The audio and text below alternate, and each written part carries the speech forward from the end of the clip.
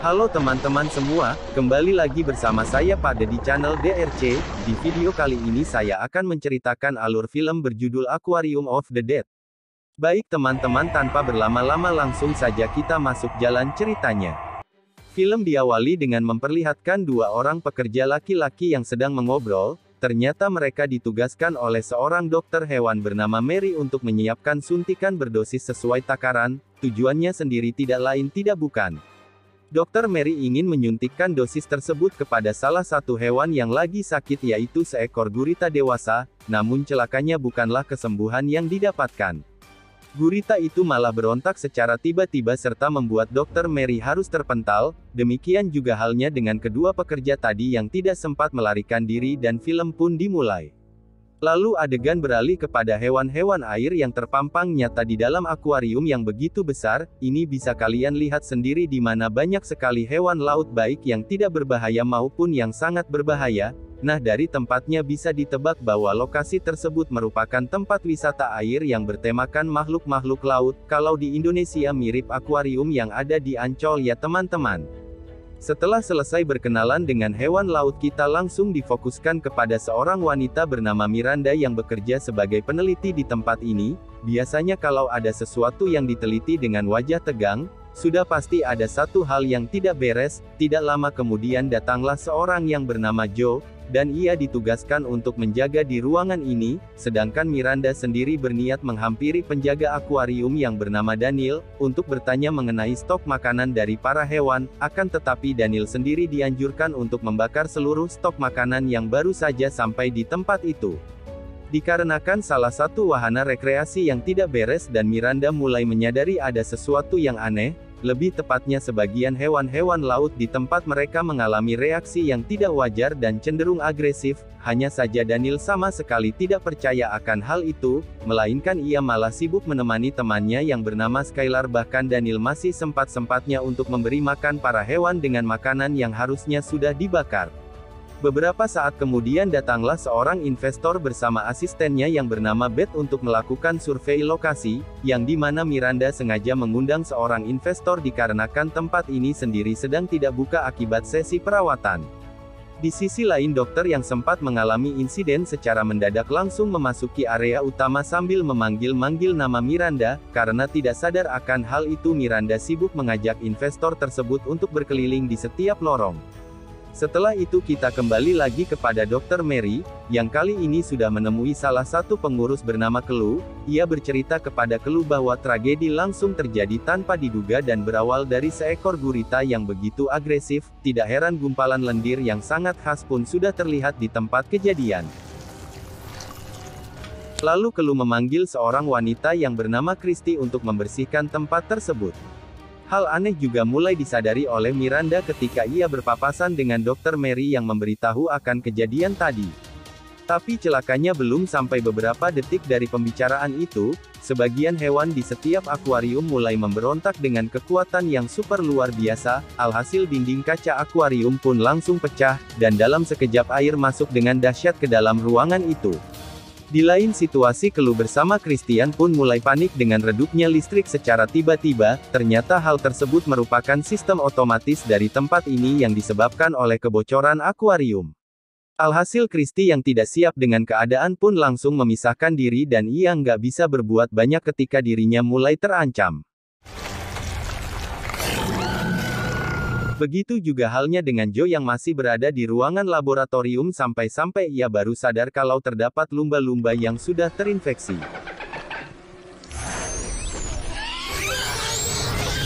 Celakanya handphone milik investor dan asistennya malah tertinggal di dalam mobil. Ini terjadi karena mereka pikir kegiatan ini tidak akan memakan banyak waktu yang lama. Yang makin heran adalah Miranda bersama Dokter Mary. Mereka berdua malah bersyukur akan hal itu dikarenakan mereka berdua sangat tidak ikhlas kalau tempat ini menjadi bangkrut akibat kejadian yang saat ini terjadi. Mereka bisa berpikiran seperti itu karena pada dasarnya tempat ini sendiri sudah dirintis oleh mereka berdua termasuk juga dengan Chloe. Lalu kita langsung dialihkan kepada Kelu yang sudah tiba di sebuah ruangan. Terlihat jelas ruangan ini masih memiliki daya listrik cadangan yang memang difungsikan sebagai ruangan pengawas. Sambil menunggu kabar terbaru dari Kelu, Miranda mulai mengajak investor untuk berpindah ke tempat yang dirasa lebih aman.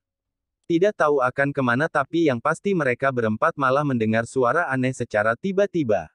Ternyata suara itu berasal dari seekor buaya air asin yang sudah mondar-mandir di tempat itu dengan bola mata yang sudah memutih. Dr. Mary pun berkata bahwa hewan-hewan itu sudah terjangkit sebuah infeksi, seharusnya kumpulan hewan tersebut tidak lagi bernyawa.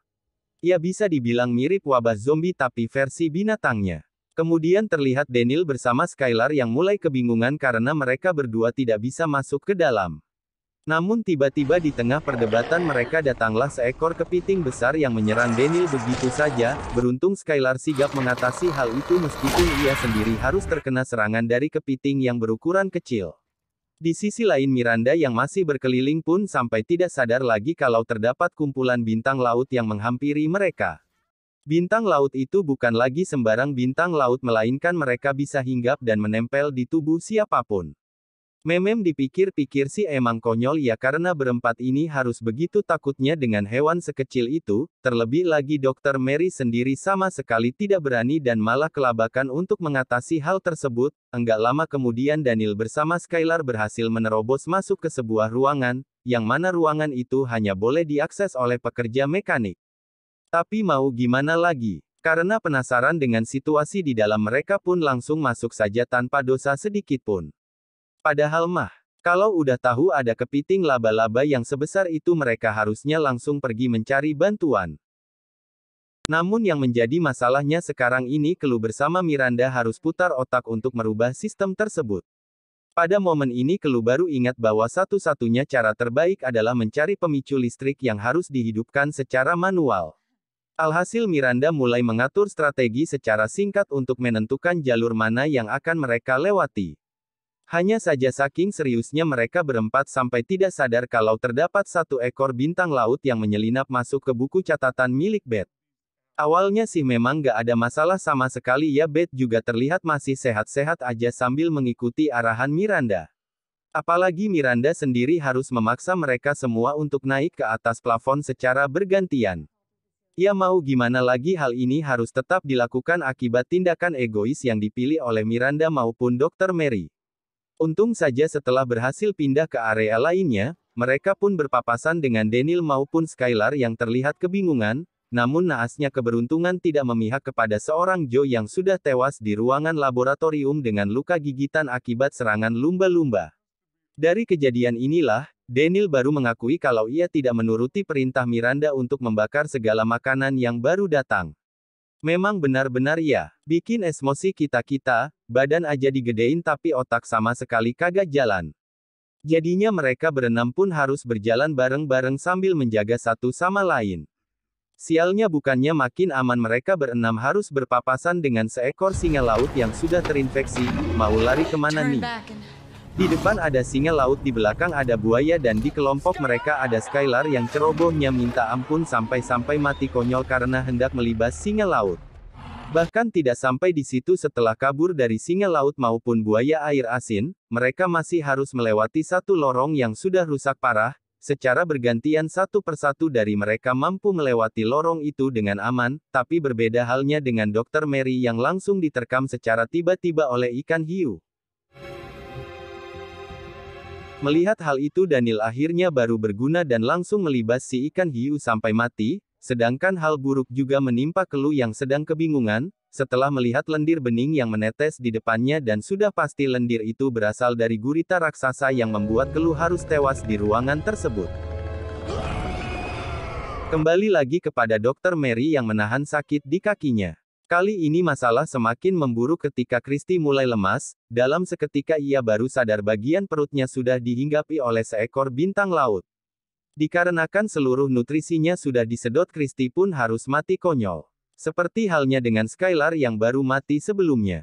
Enggak lama dari itu investor juga harus tewas akibat seekor gurita raksasa yang menghisapnya seperti makanan. Dalam kondisi seperti inilah tiga orang yang tersisa pun langsung melarikan diri sebisa mungkin. Ya walaupun lagi-lagi Daniel kembali tidak berguna sama sekali, ia cuma bisa teriak-teriak sambil kasih suportif kepada Miranda yang lagi berusaha untuk mencari generator. Untung saja Miranda berhasil menghidupkan generator utama dan membuat seluruh sistem kembali berfungsi dengan normal, apalagi ia juga bisa mengantisipasi pergerakan si gurita yang berusaha untuk melukai yang ujung-ujungnya si gurita raksasa itu pun langsung disetrum dengan kabel yang terputus dan tewas dengan begitu mudah. Dan pada akhirnya mereka bertiga selamat dengan situasi Dr. Mary yang sudah terluka. Di momen inilah Miranda udah gregetan dan langsung saja meninju Daniel tepat pada wajahnya dan film pun tamat.